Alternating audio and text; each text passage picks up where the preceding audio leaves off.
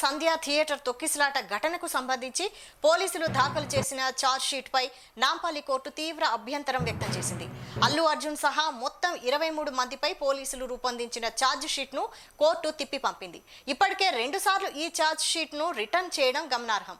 ఇక పోలీసులు సమర్పించిన డాక్యుమెంట్లలో సరైన ఆధారాలు, సాక్ష్యాలు లేవని, పలు సాంకేతిక లోపాలు ఉన్నట్లు కోర్టు గుర్తించింది.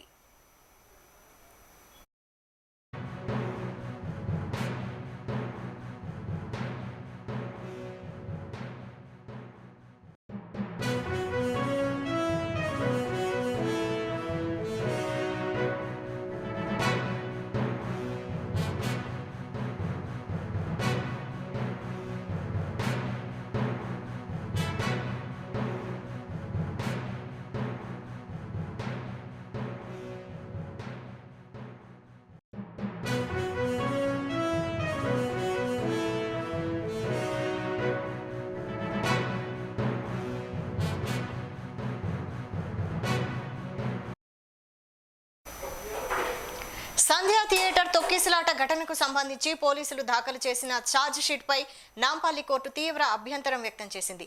అల్లు అర్జున్ సహా మొత్తం 23 మందిపై పోలీసులు రూపొందించిన ఛార్జ్ షీట్ ను కోర్టు తిప్పి పంపింది. ఇప్పటికే 2 సార్లు ఈ ఛార్జ్ షీట్ ను రిటర్న్ చేయడం గమనార్హం. పోలీసులు సమర్పించిన డాక్యుమెంట్లలో సరైన ఆధారాలు, సాక్ష్యాలు లేవని, పలు సాంకేతిక లోపాలు ఉన్నట్లు కోర్టు గుర్తించింది. ఇక దీనిపై మరింత సమాచారం మా ప్రతినిధి కరుణాకర్ అందిస్తారు. కరుణాకర్. Thank you Vaishali. ఏదైతే డిసెంబర్ 2024 డిసెంబర్ 4న జరిగినటువంటి సంధ్య థియేటర్లో జరిగినటువంటి తొక్కిసలాట ఘటన ఏదైతే ఉన్నదో దీని మీద ఇప్పటికే నాంపల్లి కోర్టు 2 సార్లు ఛార్జ్ షీట్ దాఖలు చేసినటువంటి నేపథ్యంలో దాన్ని వెనక్కి పంపింది.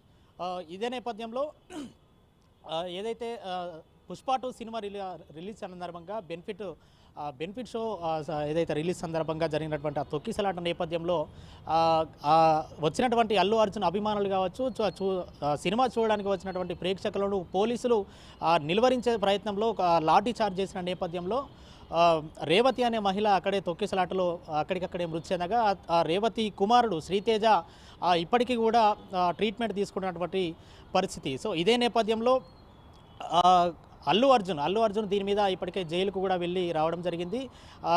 పోలీసులు దీని మీద సమగ్ర విచారణ జరిపి 2 సార్లు అయితే ఛార్జ్ షీట్ దాఖలు చేసిన నేపథ్యంలో నాంపల్లి కోర్టు ఈరోజు పోలీసులకు షాక్ ఇచ్చిందని చెప్పుకోవచ్చు.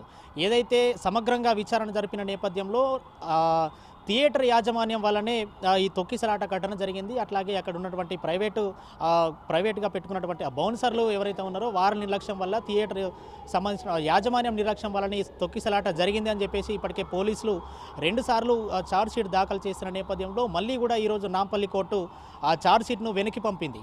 ఏదైతే ఛార్జ్ షీట్ దాఖలు చేసిన నేపథ్యంలో దీంట్లో కొంత లోపాలు ఉన్నట్టు కోర్టు గుర్తించింది. దీనికి సంబంధించి సరైన ఆధారాలు లేవని కూడా ఆ కోర్టు కూడా చెప్పినటువంటి పరిస్థితి. అంటే ఎవిడెన్స్ మెటీరియల్ ఏవి కూడా లేవు, మళ్ళీ ఒకసారి తిరిగి సరిచేసుకొని ఈ ఛార్జ్ షీట్ ఏదైతే ఉందో దానిని సరిచేసుకొని మళ్ళీ ఆ ఛార్జ్ షీట్ దాఖలు చేయాలని చెప్పిన నేపథ్యంలో హార్డ్ డిస్క్లు, సీడీలు, పెన్ డ్రైవ్లు అంటే దీనికి సంబంధించినటువంటి సరైన ఆధారాలు లేని నేపథ్యంలో మళ్ళొకసారి సరిచూసుకొని తిరిగి మళ్ళీ ఒకసారి ఛార్జ్ షీట్ దాఖలు చేయాలని ఇప్పటికే నాంపల్లి కోర్టు అయితే పోలీసులకు చెప్పిందని కూడా చెప్పుకోవచ్చు వైశాలి. మరి ఈ నేపథ్యంలో మరోసారి ఛార్జ్ షీట్ దాఖలు చేసే అవకాశం ఉందా? ఖచ్చితంగా దీని మీద సమగ్రంగా విచారణ జరిపి మళ్ళీ పోలీసులు మళ్ళీ నాంపల్లి కోర్టును ఆశ్రయించి దీని మీద ఛార్జ్ షీట్ దాఖలు 23 మందిపై ఇప్పటికే అభియోగాలు నమోదు చేశారు పోలీసులు. మళ్ళీ కూడా విచారణ జరిపి దీనికి సంబంధించినటువంటి పూర్తి ఆధారాలతో ఛార్జ్ షీట్ దాఖలు చేసేటువంటి ఆలోచనలో పోలీసు ఉన్నతాధికారులు కూడా ఉన్నట్టు కూడా తెలుస్తూ ఉంది వైశాలి. అయితే 2 సార్లు ఇలా మళ్ళీ పంపడాన్ని ఎలా తీసుకుంటున్నారు పోలీసులు? అంటే సరైన ఆధారాలు లేవని కోర్టే స్వయంగా కోర్టే చెప్తున్నటువంటి నేపథ్యంలో మళ్ళీ కూడా సరిచూసుకోండి అంటే పోలీసు అధికారుల మీద కూడా ఎటువంటి అంటే ఆగ్రహం వ్యక్తం చేయకుండా మళ్ళీ ఒకసారి సరిచూసుకొని వీలైనంత త్వరగా దానికి సంబంధించిన కరెక్ట్ ఆధారాలు ఉన్నాకనే కోర్టులో ఛార్జ్ షీట్ దాఖలు చేయాలని చెప్పేసి ఆ కోర్టు చెప్తున్నటువంటి పరిస్థితి. Thank you Karunakar.